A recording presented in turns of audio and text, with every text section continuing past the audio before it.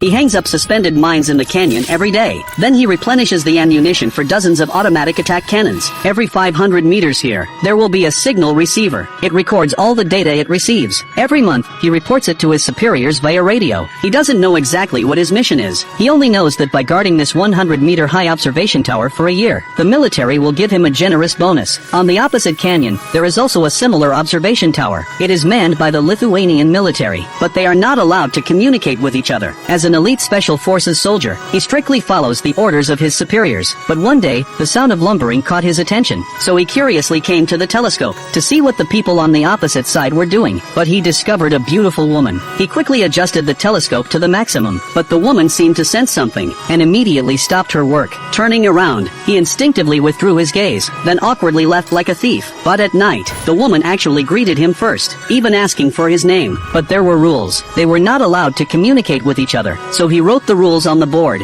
Noticing that the woman was a straight man, the woman was a bit surprised. She quickly wrote another sentence, saying her name was Daisy. Today was her birthday, so she would do whatever she wanted. He was amused by Daisy's rebelliousness, and finally, against military orders, told Daisy his name was Jeff. To make the birthday less boring, Daisy asked Jeff to dance to lighten the mood, but to her surprise, Jeff rejected her.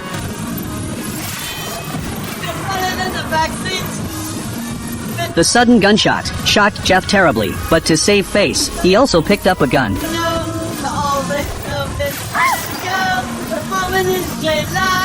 Daisy was also startled by Jeff's action, but she wasn't angry. Instead, she thought this kind of interaction was interesting, so she picked up another bottle and placed it on her head, planning to do some extreme stunts. But suddenly, she saw several unidentified creatures. She quickly warned Jeff that there was danger below the observation tower. The man, confused, looked down at the cliff, and actually saw several terrifying monsters.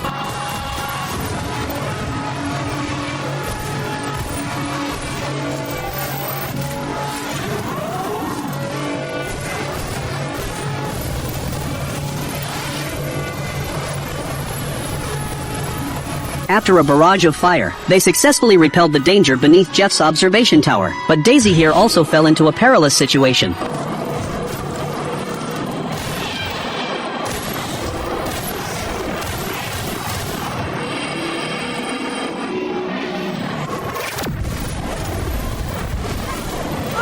Seeing Daisy in danger, Jeff quickly raised the machine gun. This time, it was his turn to protect Daisy.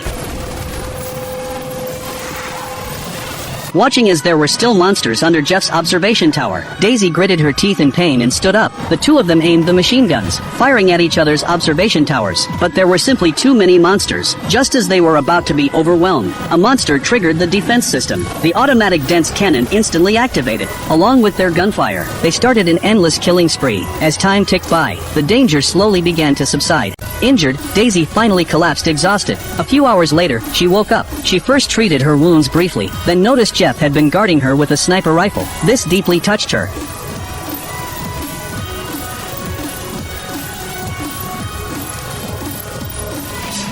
The next morning, Jeff quickly repaired the protective net, then replaced the suspended mines. Meanwhile, Daisy kept a constant watch with the sniper rifle. After the battle of the previous night, their relationship quickly turned into life and death comrades. Soon, Christmas came. That day, Daisy wanted to see what Jeff was doing, but found that Jeff had, at some point, made her a Christmas tree. A blessing card was also placed on the observation tower. This deeply moved her. For the first time, she felt loved. As the days went by, their relationship grew closer and closer. They made snowmen resembling each other, went out to inspect equipment. Daisy taught Jeff how to play the Queen's Gambit, while Jeff taught Daisy to be an explosive drummer. Though they were separated by an insurmountable canyon, their hearts were already connected. One day, Jeff found Daisy crying, so he asked her what was wrong. It turned out Daisy was grieving for her deceased father. She was deeply saddened, wishing Jeff could be by her side right now. Those words kept Jeff up all night. After thinking it through, he decided to risk everything for the one he loved. So he took a missile from the weapons box, placed it onto the operation platform, then removed the fuse and inner core, took out an iron ring, attached a steel fork, then tied a steel wire rope. When everything was ready, he took the missile to the edge of the cliff. Daisy immediately understood what Jeff was about to do.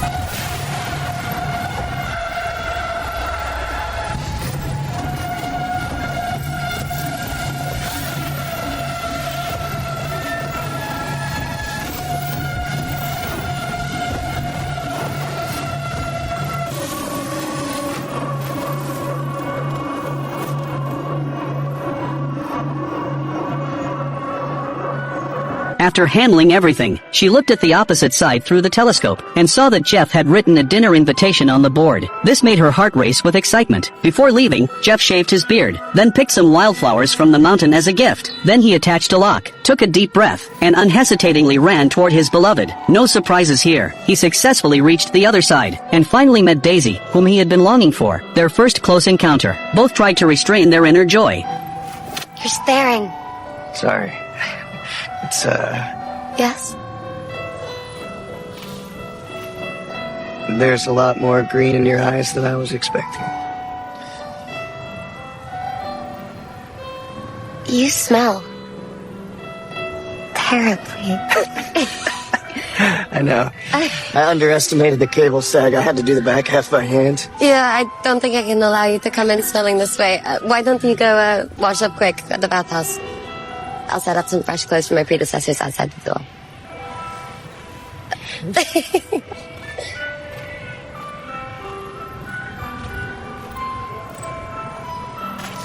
While Jeff was in the shower, Daisy deliberately took Jeff's clothes. Finally, through the surveillance, she got her answers. In the twilight of the setting sun, they finally sat down together for dinner, opening up and sharing their past with each other. After eating and drinking their fill, they danced a romantic dance hand in hand. Their love deepened with this exchange. After one night, Jeff decided to return to his observation tower to work, but on the way back, the monster triggered the suspended mine. The explosive debris instantly severed the rope, causing Jeff to fall directly into the canyon. Seeing this, Daisy rushed back to the weapons depot, picked some usable equipment with the fastest speed, then, without hesitation, jumped off the cliff to save Jeff. The mist in the canyon obstructed her view, which led to her falling into the river by accident, and her parachute got stuck on a rock. Luckily, she was quick on her feet. She hurriedly cut the rope with a knife, and grabbed a tree branch to escape. On the other side, Jeff was hanging from a large tree. Though he didn't die, the danger was far from over, because a huge monster was crawling toward him.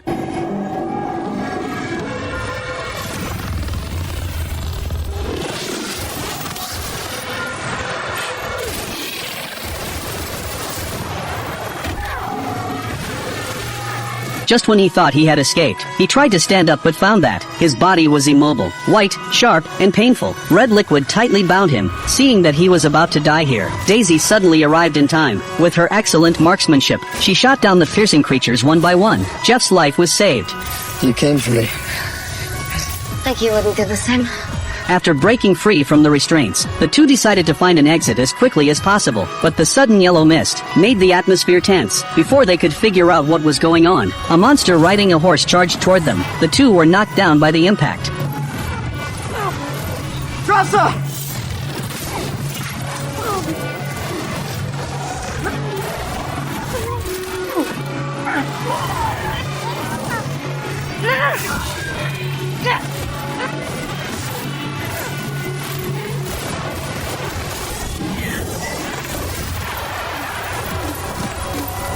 After the crisis was averted, they finally had the chance to see the true form of the monster up close, but neither of them expected. The monster was wearing an American military uniform from the last century. Could these monsters be mutated soldiers from World War II? But now was not the time to think about that. Leaving this place was the most important thing. However, when they stepped out of the yellow mist, they were met with blue mist. The terrifying sight sent chills down their spines. All the trees here had fused with human skeletons. Each corpse seemed to exist between life and death. As they ventured deeper, the two arrived at an abandoned town. There were huge cracks in the ground, and the buildings were covered with vine-like plants. Occasionally, they heard wailing sounds. It was clear that this place was filled with danger. For safety, they hid in a church. But the scene inside was even more terrifying. The seats were filled with human remains, but they were different from the monsters. After checking, Jeff was horrified to discover that these people had all died from poison. The two were puzzled. What kind of disaster could have caused them to end their lives in such a way? Just as they were wondering, a group of human-headed spiders rushed toward them. Luckily, the two cooperated seamlessly and soon took care of all the spiders.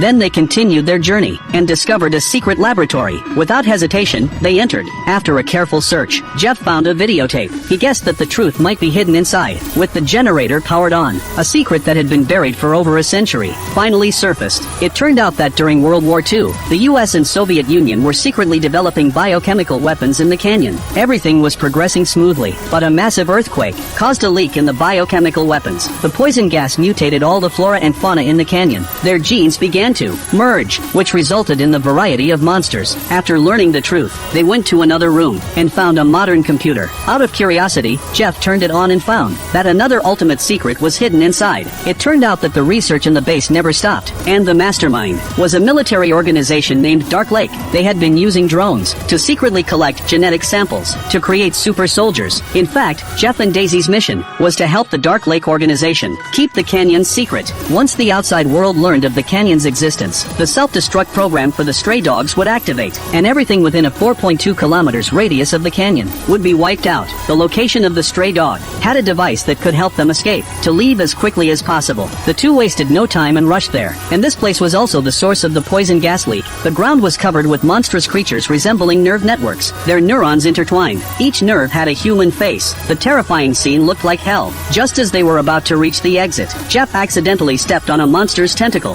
which caused the monsters to launch a furious attack.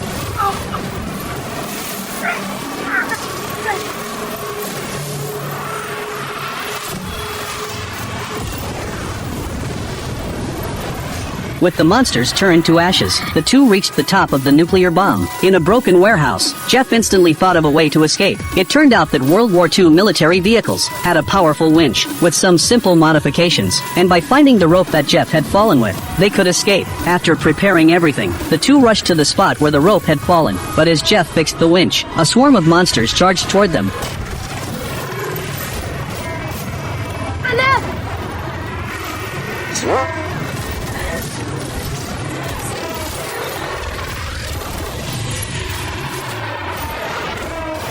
After dealing with the monsters, they quickly started climbing. As the vehicle slowly drove out of the yellow mist, they thought they had finally escaped. But to their surprise, another group of monsters climbed up the rope after them. Seeing the danger closing in, Jeff quickly used a knife to puncture the fuel tank.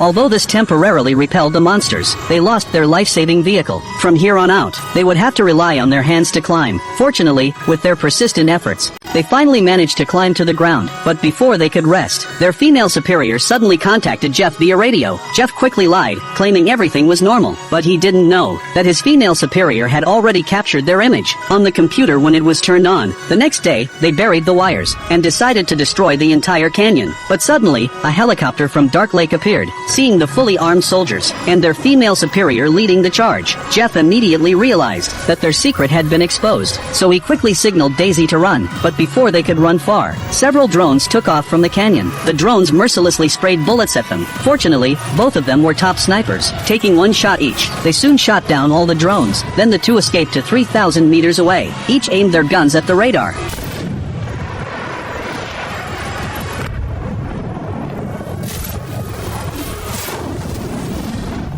What the hell was that? The stray dog self-destruct program was successfully activated. By the time the female superior realized, it was already too late. At this point, saving her own life was the priority. On the other side, Daisy had already escaped the safety zone, but Jeff, still injured, remained in the danger zone. Whether he could escape now depended on fate. With a massive mushroom cloud rising, the entire canyon was leveled to the ground in an instant.